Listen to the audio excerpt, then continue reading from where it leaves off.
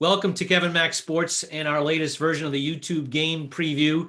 This time we're going to take a look at the UConn Huskies. The Friars and the Huskies are getting ready for a little oddity, home game in Providence, and then a road game in Stores next week. So it's 2 out of 3 for both teams, and really happy to welcome in Rhode Island native and New Haven Register and Hearst Media out of Connecticut, Dave Borges. Dave, thanks very much for joining me. No problem, Kevin. Good to be here. In truth, this is the second time we've done this morning. K-Mac is not, he hasn't mastered the technical advances of Zoom and Blue Media and all this stuff that's in my office. I'd say I get like a 95. And Dave, hey, 95 out of 100 is not bad, right? I would have taken it. My days at Barrington High School and at URI. And you're better than me with this kind of stuff. And you're certainly better than Bill Reynolds, who was notoriously not great on the technical stuff. Yeah, no. If I had to do a YouTube game preview with Bill, unless he was sitting right here in my home office, I wouldn't like the chances at all. But so, Dave, the UConn is back playing, which is we're happy to hear. For all Friar fans out there, can you just take them through the arc of their season? They've had a few pauses.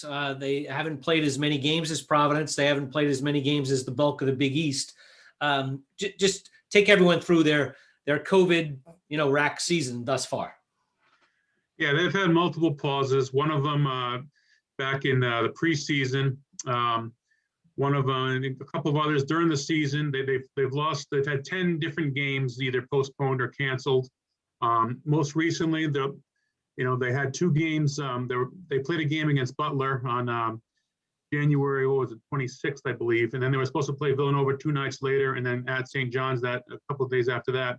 Those got canceled or postponed because the referee in the Butler game ended up testing positive. Now Butler ended up playing their games associated with that, but the Connecticut Department of Health has had a big say in all that.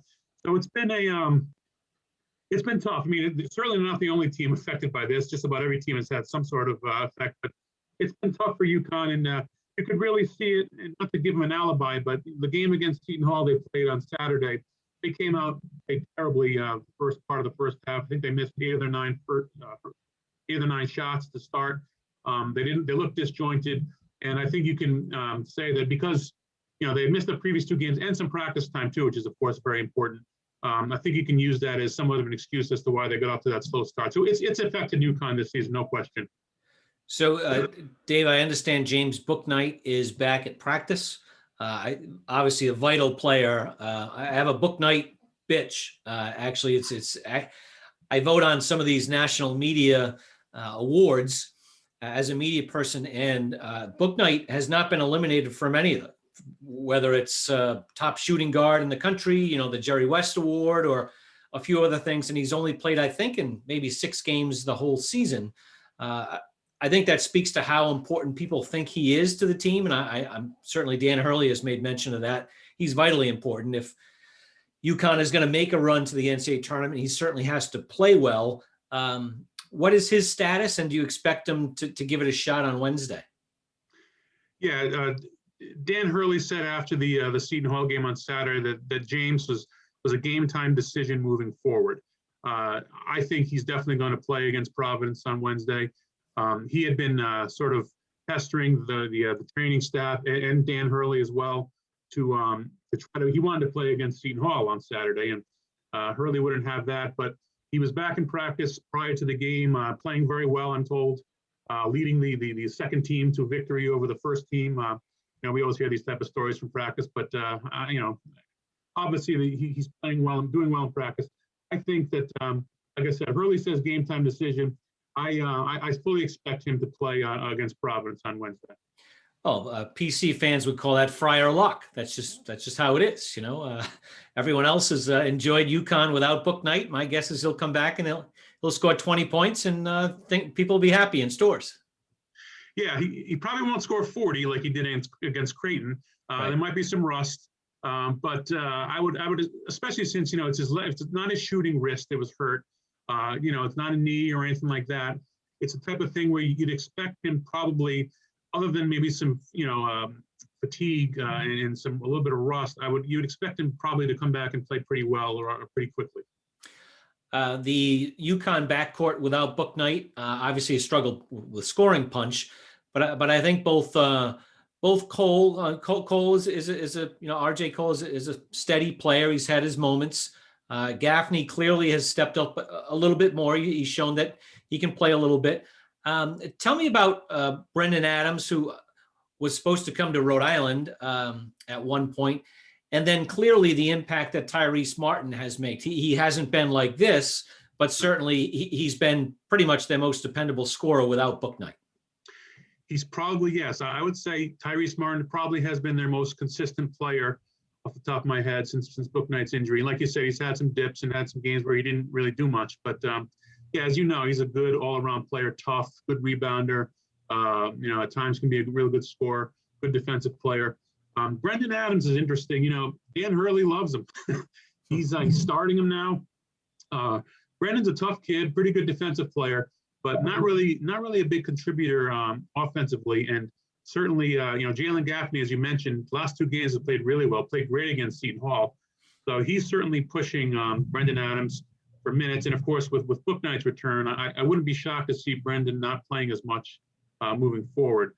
But and RJ Cole, like you mentioned, a little bit inconsistent as well. Not as good a distributor as maybe they'd like, and has struggled shooting at times as well. But their best player over the past few games has been the freshman forward Adama Sanogo, who's really shown what he can do. No, I like his. Obviously, he's got a great physique for a young guy. Knows how to score. Defensively, he's positioned well. I think the key to obviously besides Bouknight, that's top of the list, but those seniors, the senior big guys, Whaley and I call him George Gervin when he comes in off the bench. Help me out, the shooter Tyler Polley. Yeah. Those 2 guys are wild cards. When they play well, UConn is kind of a different level challenge. Do you see it the same way? Tyler Polley has won a Big East Player of the Week award this year, and right. James Bouknight has not. Who would have predicted that? And obviously the injury and everything. But when Bouknight went down, Polley stepped up huge in those first 2 games. One of them was the game Bouknight did get hurt, and Polley led an 18-point comeback from Marquette. Right. He played great that week. When he's not hitting his shot, he doesn't contribute a whole lot else, and teams have been able to kind of contain him, working off screens to get his shot.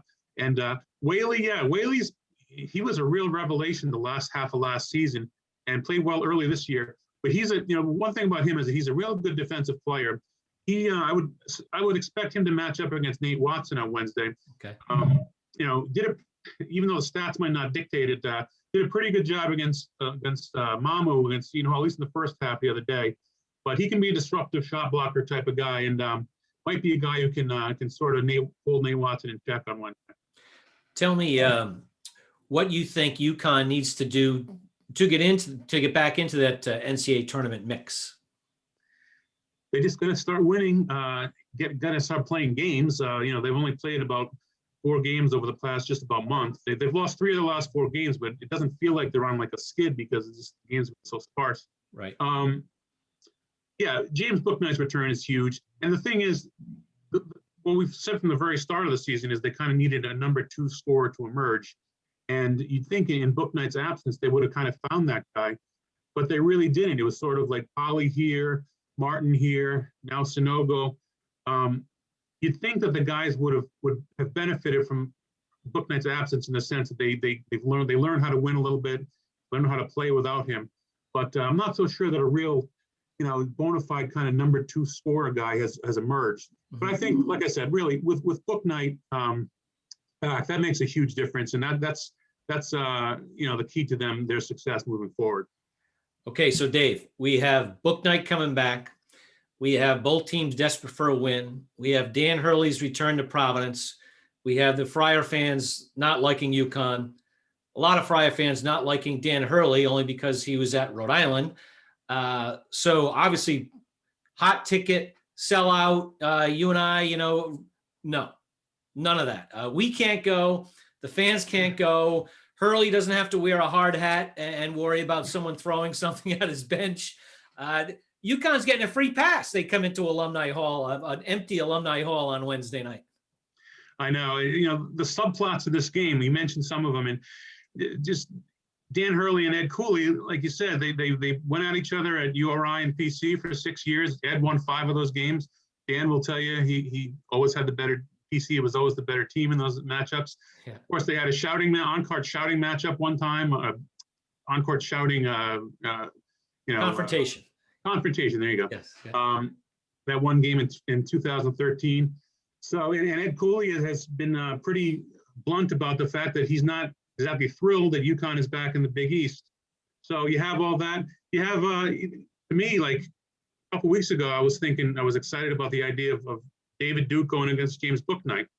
Well, Bouknight's coming off an injury. I think he will play, but there might be some rust. And as you know, David Duke's really struggled lately. So even that sort of subplot is not really there as much.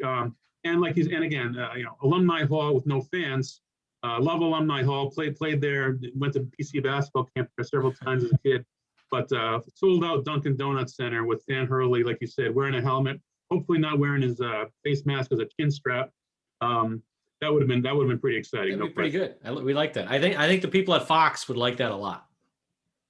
Yeah, no doubt. Yeah. So how about the fact that they played twice in 3 games? Obviously a scheduling oddity, but does it help either team? Has UConn had a similar situation this year? Providence actually has with Butler in a strange way early in the year. Yeah, UConn played, I have to harken back my memory a little bit, but they played DePaul relatively quickly, I believe, in not consecutive games. But the funny thing is, actually, UConn is supposed to play at Xavier on Saturday. Now, Xavier's on a pause, and right. As I mentioned with UConn's Department of Health, they have protocols where, UConn can't play a certain team if they have been on pause recently or if they're just coming off. Now, the Big East says that game is still on Saturday, but if things change, it'll actually be UConn will play PC in back-to-back games on their schedule. So, good point. I'm just looking right here. Providence goes to DePaul Saturday, and who knows? Maybe the Department of Health would say we don't want anyone on our campus who's just been to Illinois. So, but I know I don't think I want Dan Hurley and the Department of Health person in the same room. I know that there's been some issues between the university and the Department of Health, and I get it, but it has cost UConn. I think you told me that they've had as many as 10 games postponed this year. 10 games postponed or canceled. Yes. Wow. Yeah, it's a lot. I mean, it's not as bad as probably DePaul or Xavier, maybe, in terms of they played more games than those two, I think. But it's really the fits and starts, the stops and the pauses that ruin any kind of consistency to the season, really. No, it's interesting. I watch a lot of Big East basketball, and there's 2 teams that I just haven't been able to figure out. One is Connecticut because they haven't been whole. I like their parts. I think defensively they can be good. Offensively with Bouknight, they jump to a different level. And then Xavier. Xavier has a great record, but I can't tell you how good they are. They're an NCAA tournament team right now because they haven't played. I'd like to see them, go through the league and see how good they are. But so far, we haven't been able to track that down. Right. Yeah. It's hard to say, who's kind of like the 3rd or 4th or 5th best teams in the Big East right now. I mean, to me, right now, you can make an argument that St. John's is the 3rd best team the way they're playing right this minute. Right. Seton Hall, I think, is a very talented team. The record's deceiving. They played a tough schedule. But and I think you can make an argument UConn with James Bouknight is maybe the 3rd best team. And you could probably say that record-wise and what they've accomplished, even though they haven't played many games, Xavier could be in that conversation. Right. So, right. Yeah, it's tough to figure out. And that's the interesting part. This is your first year back in the Big East. You had covered the Friars for quite a while. Did you cover UConn at the very end of their Big East run? Yeah. Okay. Oh yeah. I started in 07, 08, so I was Final Four at the 2011 championship, and the first final Big East game in 2013 with PC coming in, playing overtime, and Gamble and UConn pulling out the win. That's right. That was a great guard game. It was Shabazz Napier and Ryan Boatwright against Chris Dunn. So three pretty good players the last time these two teams played. I only ask because this is your reintroduction to the Big East, and it's clearly not as good as it's been the last couple of years. Last year with two first-team All-American guards and Marcus Howard and Miles Powell. But that said, people like, well, the Big East is down. I just said it's down. Villanova, Creighton, Xavier are all in as we speak. St. John's is the hottest team in the league, just beat Villanova, marquee win. I think they're going to get back in the mix. I don't see them falling back. And then you have Connecticut, which if they can get going a little bit, well, that's fine. And Seton Hall, well, that's 6 teams right there. And no one can really bitch about any of the 6. I guess in theory they could, push back on St. John's a little bit. But I think St. John's, if you're a basketball person, which hopefully the committee is, they're playing as well as anyone in the league, and the league is a top 5 league. So I think, as usual, the Big East is going to get more teams in than people think, and it's going to be a solid 5 and could go even higher. Yeah, the depth of the league is impressive. I think we were talking before, 8 or 9 teams among the top 100 in the net, something like that. Right. So, other than Villanova, maybe not a truly outstanding team, but the depth there, the depth in the middle is impressive. And like you said, 5-6 teams seems like a pretty good chance this season in the tournament. Hey, Dave, I just want to wrap this up with something away from UConn and PC. My good friend Bill Reynolds, co-worker at the Journal for over 30 years, is from your hometown of Barrington, Rhode Island, and he just retired fully from the Journal. And there's been a lot of outpouring of positive sentiment here in Rhode Island. I know that you probably have the same growing up in Barrington. Probably one of the reasons that you're in this business was Bill Reynolds. No question about it. He came to speak to my high school class when I was a junior or a senior at Barrington High School. I think that might have been when I first found out he was from Barrington. Maybe I knew it beforehand, but just to see him, the success he's had in his career as a kid from Barrington who loved sports and loved to write, he was an inspiration. And I've grown to appreciate his writing even more over the years. I've always admired him, but just the way he's, his ability to write a feature story or a column concisely, not overly flowery, just gets to the point. He certainly had his style. He certainly had his go-to phrases and things like that. But you knew it was a Bill Reynolds column when you read it, and it was always right to the point. And there's an art to a certain sort of capturing something in relative brevity, and he did that as well as anybody. And he's a big loss to the Rhode Island sports journalism community, and really to basketball and to just journalism in total of his retirement. But huge inspiration to me, and what an incredible career. No question. And Billy not only can't do a YouTube game preview, he's not probably going to watch the YouTube game preview. So I can express my gratitude. He made a huge impact on my career, truly from the moment I started at the Providence Journal. And more importantly, he's a great friend. And I only wish him great health in his retirement. But Dave, who knows? I won't see you at Alumni Hall. I won't see you at stores next week, although media is allowed at stores, which I give UConn all the credit in the world for doing so.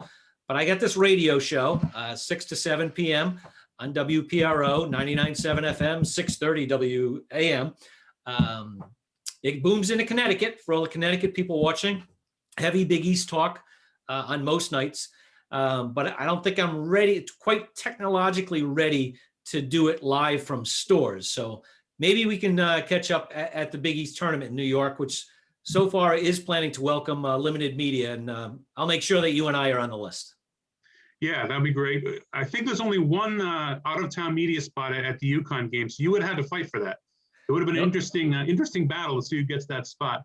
But hopefully the Big East tournament, we're going to be sitting way up there in the nosebleeds. But to me, there's a lot to be gained just from being there. You see things, you don't see the instant replays, you don't see things like that. But you see things on the court, away from the ball, on the bench, during timeouts. I really do believe there's something to be said for actually being at the game. I totally agree with that. And I know the Big East people definitely appreciate that. It's, Madison Square Garden is still excited about hosting the Big East, even without fans. I know Fox TV is, probably the biggest advocate of it. It's always a great TV show, regardless of whether the fans, and I think fans at home are kind of used to not hearing real crowd noise after, almost a year of this junk across every sport. So it is what it is. And certainly I hope that we can catch up then. Dave, thanks very much. Thank you, Kev. It was fun.